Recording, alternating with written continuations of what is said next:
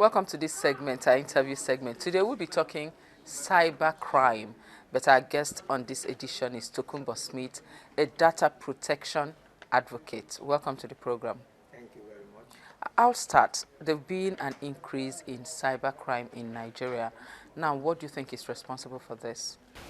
Well, there are a lot of things that are responsible for cybercrime in Nigeria. And I will start from homes. Lack of parental care is number one factor. When you don't train your child, somebody outside will train that child for you. Secondly, the negative role model in Nigeria. We have leaders with negative role models. And Nigeria is built on money rules. As long as we believe that once you have the money, there's nothing you cannot do, then there is a big problem. Unemployment, especially for the youth, because most people who are into cybercrime, they are in the ages of 18 to 30. And unfortunately, there's no statistics whereby you know exactly the number of students that comes out from university, even not only university, even secondary schools.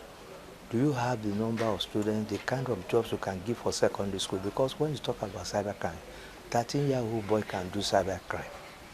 All he needs is to know how to use internet. And startup capital for committing crimes doing cybercrime is so low. You don't need any startup capital. All you need is your skill. And you can always acquire this skill from cyber cafe. With 100 naira, you can go to any cyber cafe and learn and keep on learning the skills. So this startup capital is so low. Not only that, you also see that the environment is such an environment that they recognize people who are fraudulent. And when you see a young man trying to succeed in life, and you can see his mates, his colleagues, doing nothing because they share, that is, they communicate with one another. And when they communicate, there are a lot of things they discuss.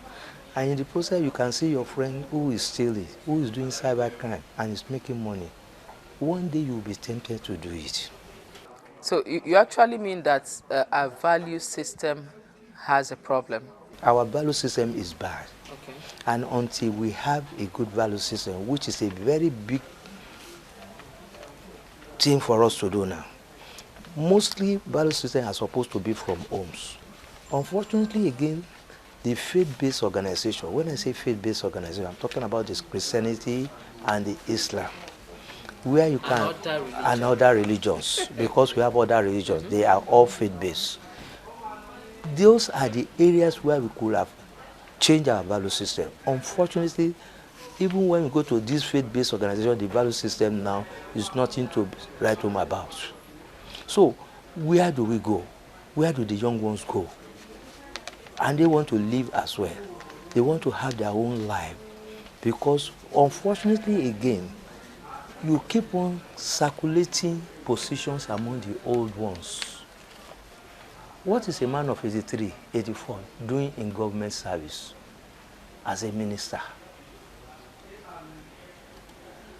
These are things the youth will look at and say, so, at the end of the day, even by the time he is leaving, he's putting his own children.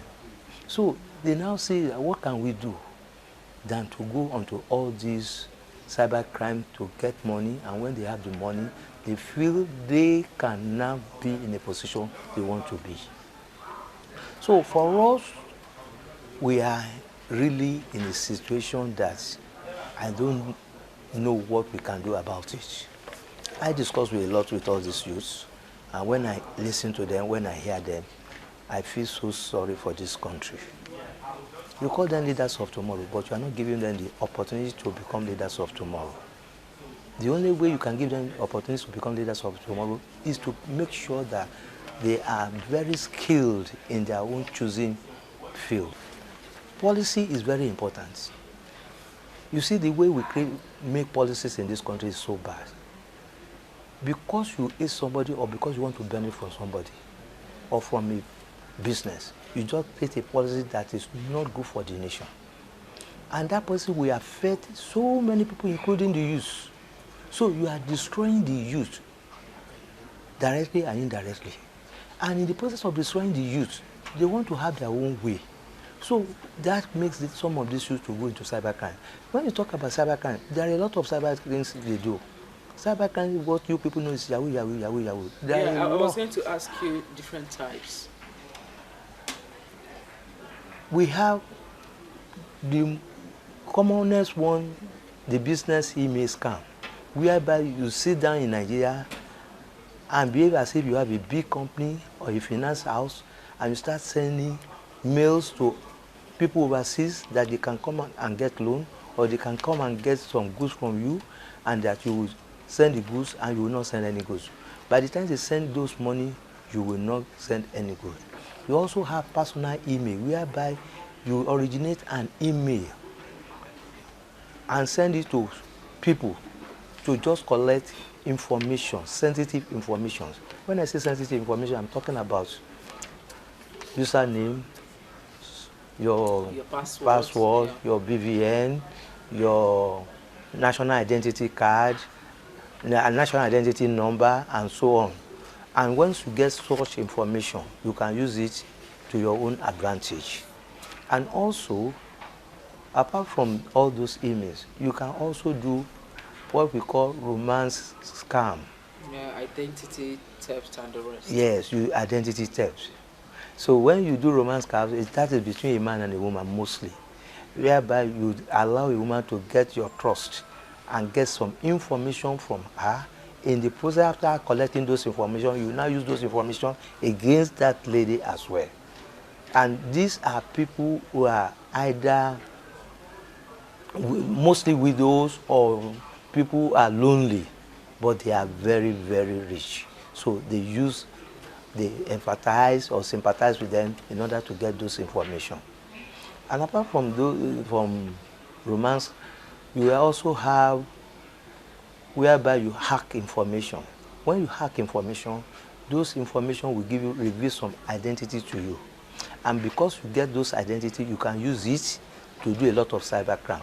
How do you protect yourself against hackers? When you open mails on the internet, you are not expecting attachment from somebody, and you see an attachment, you open an attachment. It might be a virus.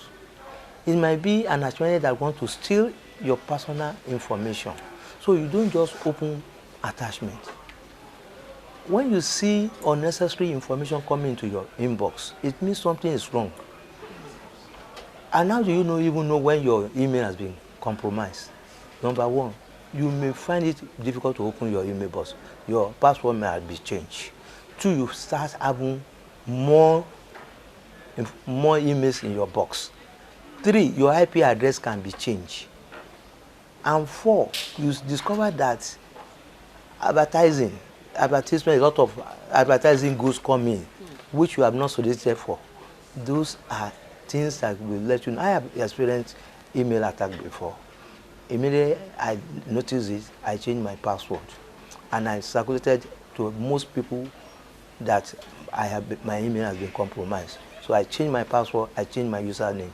Thank you so much for joining us. But before we leave, we'd like to say this. Under the Cybercrime Act of 2015, a hacker, if found guilty, can pay as much as 10 million, 5 years imprisonment, or even death penalty. Crime Watch continues.